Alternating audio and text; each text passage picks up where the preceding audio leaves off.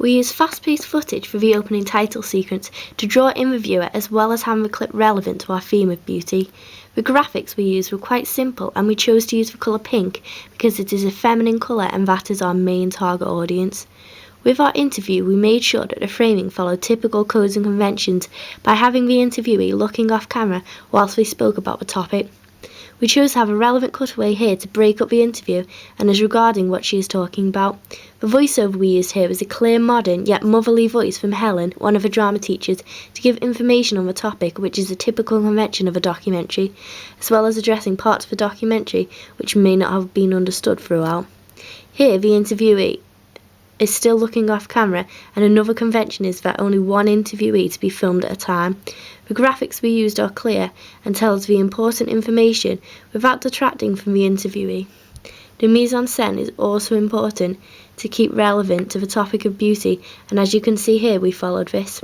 The music we chose to feature was Glam and Vanity, both by Christina Aguilera. Both songs capture the concept of beauty as well as having an interesting sound.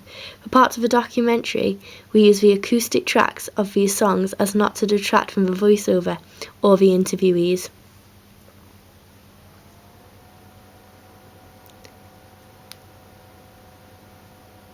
Archive footage is a main convention when it comes to a documentary. This is a clip that you have not recorded yourself. We got these videos on YouTube and converted them to a suitable file.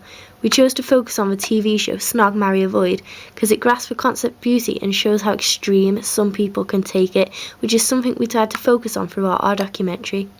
For this interview we had a professional beautician because it is important to have an expert opinion on every topic. This made our documentary more specialised. Again, the mise-en-scène is relevant here to the theme of beauty. This cutaway just improves the continuity of the documentary as well as having the music in the background. I feel that it breaks up the interviewees successfully. We edited out the questions as it's more professional with having just the interviewee talking. This follows typical conventions and is a professional touch.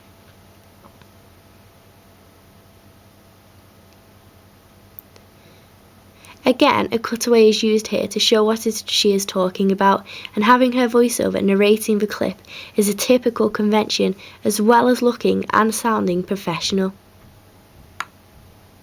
Again, we added archive footage from the TV show Snog, Marry, Avoid.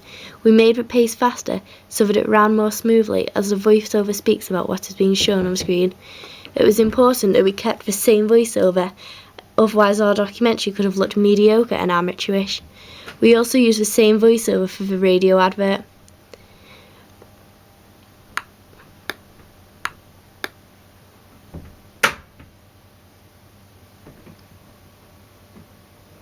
We also used a few of the vox pops as quick clips to again gain different people's opinions on a theme of beauty, but also vox pops are a typical convention that will be seen in any documentary. Our framing here was not quite right, however, so if we were to redo the task we could have used a few more vox pops as the framing would be more accurate. It was important for us to portray a range of different ages when it came to being interviewed about beauty. The problem with this interview is the mise-en-scène is not relevant to the theme, something that I would change if we were to redo it.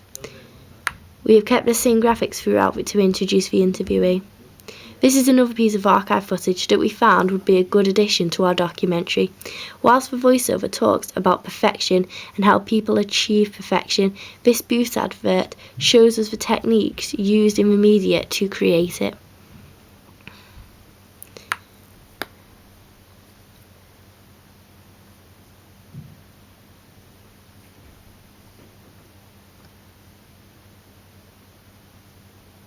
This cutaway links well with music in the background as she is applying her makeup. The sound had to be at the right volume as to be not too overpowering, but so the lyrics could be understood.